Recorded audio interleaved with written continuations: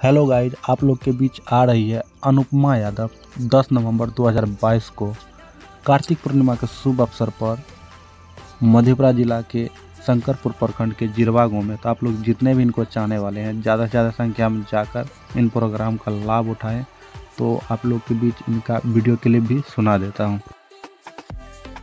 नमस्ते, प्रणाम, जय माता दी, हर हर महादेव। मैं हूँ आपकी अपनी गायिका अनुपमा यादव और मैं आ रही हूँ दिनांक 10 नवंबर 2022 को कार्तिक पूर्णिमा मेला के शुभ अवसर पर साजन Kumar Sanu love events show के बैनर तले जिला मधेपुरा प्रखंड शंकरपुर के जिरवा गांव में प्रोग्राम के लिए। तो आप लोग इस कार्यक्रम में भारी से भारी संख्या में पहुंचकर कार्यक्रम का आनंद लीजिए।